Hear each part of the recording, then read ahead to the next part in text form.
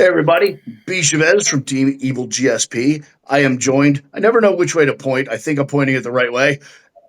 I am joined by Coach Dean Harris of Team Evil GSP, also of his own enterprise, Janus Performance.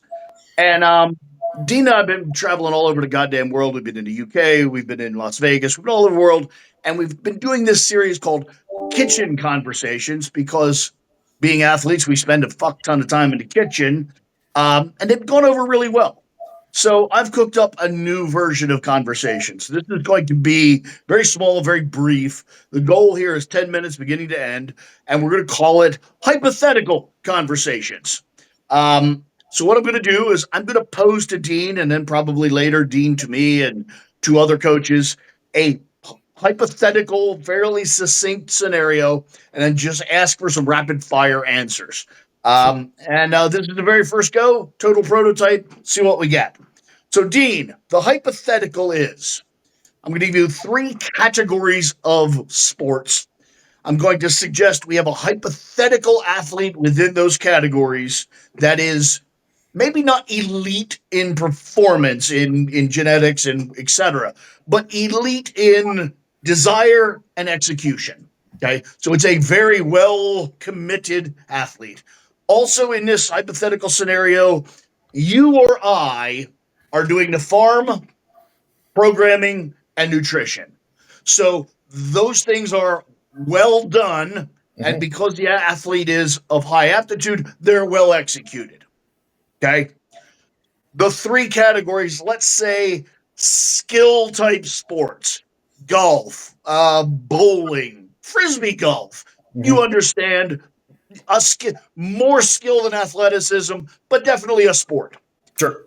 Second category, field sports, soccer, lacrosse, field hockey, very aerobic, butt skill, butt impact, that sort of thing.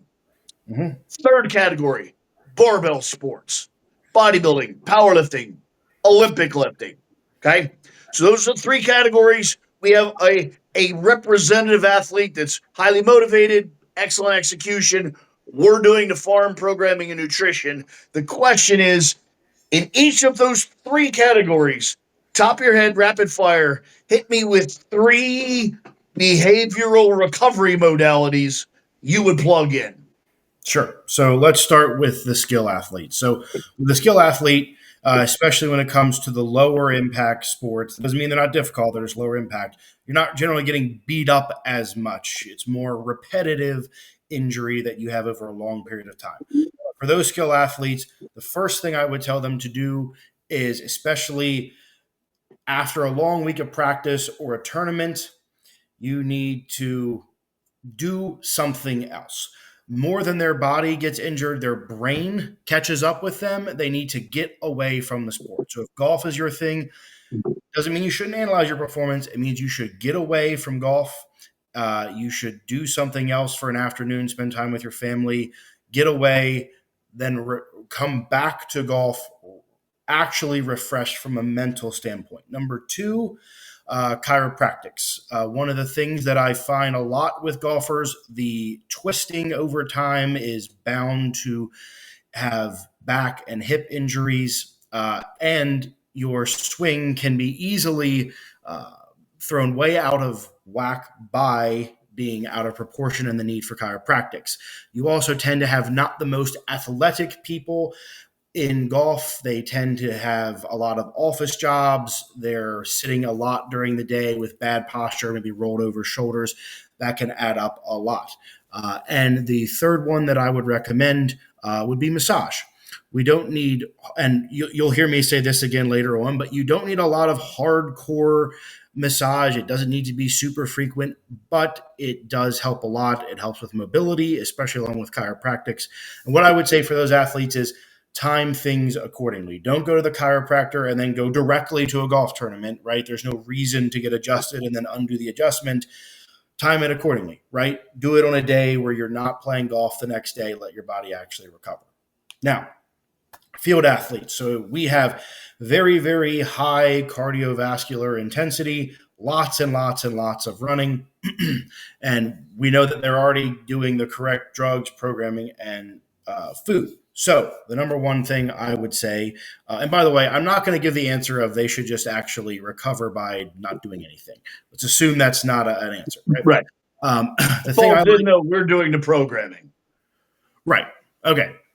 So the number one thing that I would say for this group, I like cryotherapy a lot. These athletes tend to get lots and lots of soreness, but they're not worried about putting on muscle. So we don't care about stopping inflammation in its tracks. That's what we want. Number two, I like compression therapy a lot. Mm. They will be they'll be forced to just sit there with compression around their legs, especially in a lot of these sports. Again, it's very lower body intensive, especially a sport like soccer or rugby. Rugby, you're obviously getting hit, but with soccer, you're just running dead straight for 90 minutes with only very short breaks in between. Compression therapy is inexpensive. You can do it at home. You can order a nice pair of compression, like pants, I guess, if that's the right way. The best thing is the inflatable compression apparatus. Sit on the couch. You get a lot of really great passive recovery in that manner. And then, assuming we're not dealing with somebody that has actual injuries, again, I'd like to say massage. I know it sounds like a cop out. The reason I keep saying it is because it really is a catch all, and it's something that athletes of all types tend to overlook. Now, barbell sports, you have the exact opposite of what we just talked about in both groups. So you go from sports need a lot of mobility, barbell sports need a lot of stability. You have a lot of cardiovascular movement to maybe very, very little to no movement at all, mainly just up and down. Now, the other thing that you have, especially if you're dealing with a bodybuilder, maybe not so much in powerlifting, is you absolutely want inflammation because you are trying to grow muscle. Now, that's where I'll have a little bit of a different answer. So, again, I like cryotherapy for non-bodybuilders. For bodybuilders, I'm not the biggest fan because they are actively looking for the inflammation. So I would not recommend it for them. And for everybody out there, I say cryotherapy. Everyone's obsessed with ice baths right now. It's the same damn thing. If you'd like to do an ice bath instead, you can. I'd rather just go and get a cryotherapy, get in a chamber. Two, absolutely massage, but now you're looking for much more hardcore deep tissue massage. Whereas the other sports, you're obviously going to get in there a little bit, but with big guys, with these guys, especially with your bigger athletes, you want much more hardcore deep tissue massage. You're going to find a lot of balling up in the muscle, especially with very immobile athletes. You're going to get a lot of issues in areas that they just either don't stretch or can't. And the other thing with this category you're going to get is you're getting a lot of scar tissue from a lot of injections, let's be honest, and deep tissue massage will absolutely help break that up. Now, the last thing I'd say in these groups, I'm going to give two answers here. One is, again, chiropractics, but you might not need chiropractics in this group. It's one of those things where you're not doing as much twisting, but you are getting a lot of compression. However, low back injuries are really common in this field, but it might not be that you want chiropractics to solve that problem, right? The other thing I would say for this group, unless you want to put this in programming, I think one of the things they can use a lot for recovery is IV therapy. There is a lot of necessity for hydration, for vitamins. You sometimes have really large athletes. IV therapy can do a lot for these groups.